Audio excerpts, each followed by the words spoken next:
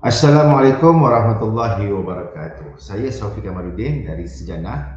Untuk video kali ini, saya nak kongsikan anda bagaimana SOP umrah ataupun langkah-langkah kita nak mengerjakan umrah apabila kita bergerak daripada airport KLIA ataupun daripada tanah air kita. Mungkin tuan-tuan daripada Brunei ataupun daripada Singapura. Jadi bagaimana langkah-langkah untuk mengerjakan umrah di Tanah Suci Mekah Al-Mukarramah. Jom kita tengok. Tuan-tuan, ini adalah gambaran ataupun SOP pergerakan daripada tanah air, SOP umrah. Baik, bayangkan tuan-tuan bermula daripada airport KLIA ataupun airport Brunei ke, airport Singapura ke, airport mungkin Indonesia ke.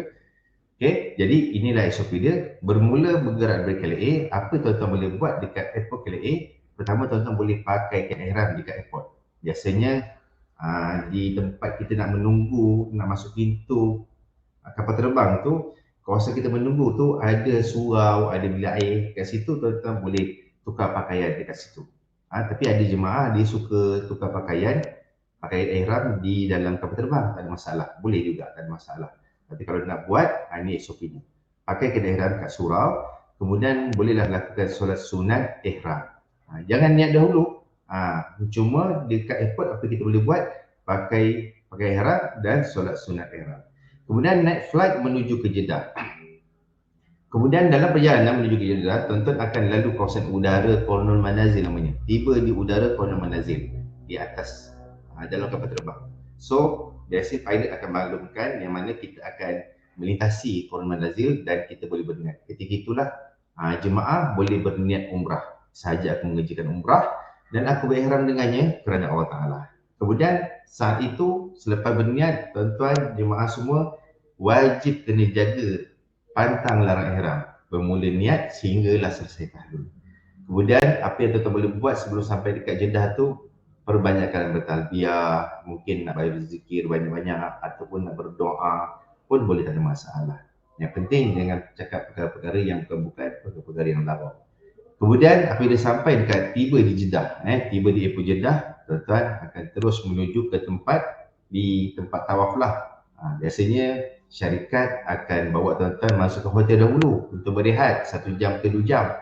Tetapi untuk dalam SOP ni saya pendekkan terus pergi ke tempat tawaf. Itu kalau di hotel macam mana itu bergantung kepada syarikat masing-masing yang tuan-tuan pergi. Okey? Menuju ke tempat tawaf. Okey, so menuju ke tempat tawaf tu wajiblah kena pergi ke dataran tawaf. Tak boleh tawaf tempat lain, kena pergi dataran tawaf. So kemudian sampai tiba di tempat tawaf, apa tuan-tuan boleh buat? Lakukan tawaf umrah seperti biasa.